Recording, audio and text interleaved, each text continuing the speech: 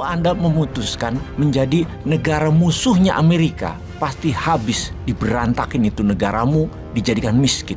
Kalau menjadi mitra negara Anda akan dibuat tidak kaya tapi tidak miskin. Kalau mau menjadi sekutu Amerika, negaramu pasti dibikin kaya makmur. Contoh, Singapura, Korea Selatan, Jepang, Australia, itu adalah negara-negara dekat Indonesia. Negara sekutu Amerika tersebut diizinkan untuk kaya, bahkan sangat kaya. Kalau negara mitra, ya seperti Indonesia sekarang, atau seperti Malaysia, juga Thailand. Jadi sekali lagi, sebagai polisi dunia, Amerika itu menentukan siapa negara boleh jadi kaya atau tidak. Siapa negara boleh membeli energi ini atau tidak. Kalau negara musuh atau memutuskan melawan Amerika seperti negara Venezuela, Kuba, Korea Utara, Suriah, Iran, Irak, Lebanon, Afghanistan, Turki, atau juga Rusia misalnya, akan terus dihajar perang, di mana mereka harus terus membangun angkatan perang dan bersiap untuk perang melawan Amerika. Jadi strategi bernegara kalau masih percaya selama 50 tahun ke depan adalah masih Amerika yang mengendalikan dunia, maka ada baiknya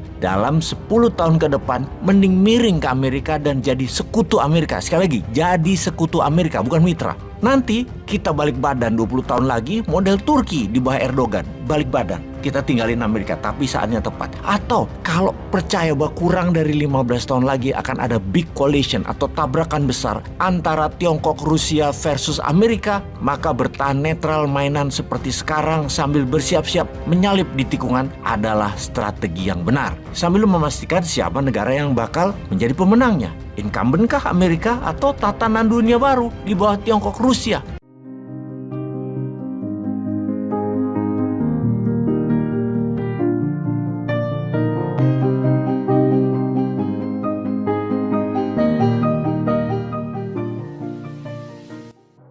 Suka atau tidak suka, namun kenyataannya, walau Amerika tuh asshole, bajingan tolol, namun ternyata ada negara yang jadi makmur karena Amerika.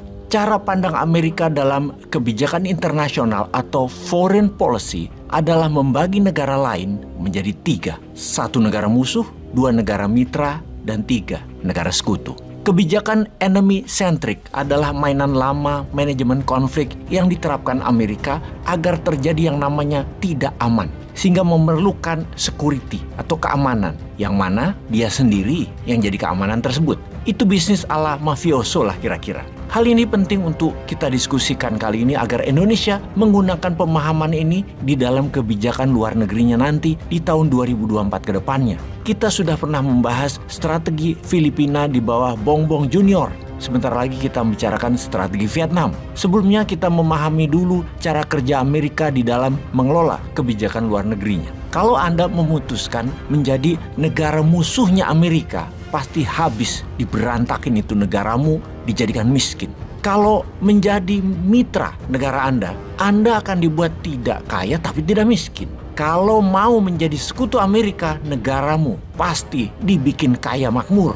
Contoh, Singapura, Korea Selatan, Jepang, Australia, itu adalah negara-negara dekat Indonesia. Negara sekutu Amerika tersebut diizinkan untuk kaya, bahkan sangat kaya. Kalau negara mitra, ya seperti Indonesia sekarang, atau seperti Malaysia, juga Thailand. Jadi sekali lagi, sebagai polisi dunia, Amerika itu menentukan siapa negara boleh jadi kaya atau tidak. Siapa negara boleh membeli energi ini atau tidak. Kalau negara musuh atau memutuskan melawan Amerika seperti negara Venezuela, Kuba, Korea Utara, Suriah, Iran, Irak, Lebanon, Afghanistan, Turki, atau juga Rusia misalnya, akan terus dihajar perang, di mana mereka harus terus membangun angkatan perang dan bersiap untuk perang melawan Amerika. Jadi strategi bernegara kalau masih percaya selama 50 tahun ke depan adalah masih Amerika yang mengendalikan dunia, maka ada baiknya dalam 10 tahun ke depan mending miring ke Amerika dan jadi sekutu Amerika. Sekali lagi, jadi sekutu Amerika, bukan mitra.